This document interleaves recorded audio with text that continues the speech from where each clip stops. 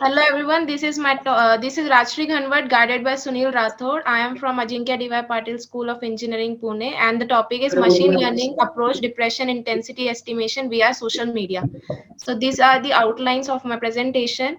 In the introduction, we could see like mental sickness is considered to be a major factor of change of mood of any user, and the user gets into a depression or stress. And the rapid increase of mental sickness has become a great challenge to humankind and health and life quality as well. Thus, there is a significant importance to detect mental sickness before it turns into a severe problem.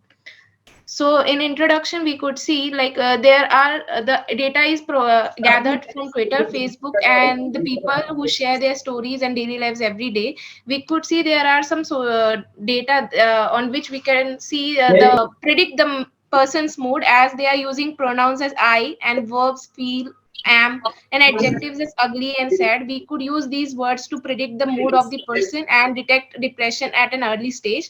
The motivation of my paper is the mental sickness is considered to be a major factor of change of mood, and that can lead to a person into depression. So this is the motivation about my paper.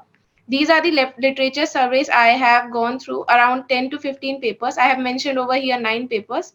And the difference between my presentation and these papers are these papers work over the data that is stagnant, whereas in my research I have tried to gather data that is on real time, that is being provided from the Twitter, and we have used the Kaggle dataset to do the analysis.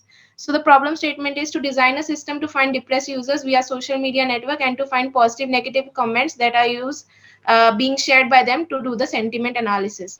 The objective is to detect users' mental sickness, stress, depression at an early stage, try to improve the accuracy using deep learning algorithms, to find positive negative comments using sentiment analysis, and to send mail to users about their health and to take precautions accordingly. So the social impact is the diagnosis of psychological disorder requires evaluation by trained mental health professionals and usually an interview, administration, or a variety of personal tests. In some cases, neuropsy, colorological test and gathering of background also helps an individual to suggest precautions. So this is the system architecture in which we are getting the data from the social media. It is the data is collected through the profile data, social data, emoticons, and microblogs. Then a pre-processing is done in which we are using the NLP, where a stop word removal such as the stop word removal, stemming, pause tagging, and feature extraction is done, and later on a sentiment analysis is done. And for the deep learning classification we are using the RNN classification. We are using the recurrent natural neural network algorithm, and the main and most important feature of RNN, it is the hidden state where the remembers some information about the sequence. So this is the algorithm that is being followed. So the advantages and disadvantages are, the advantages is we have used the real time data, that is the live data for the project. In other cases, usually a static data is used. The project uses RNN machine learning algorithm, which is more accurate than the CNN and have a better accuracy. Limitations are hardware failure can happen, software failure can happen, and Facebook token mandatory, it is a mandate. So the tools and technologies are mentioned as below.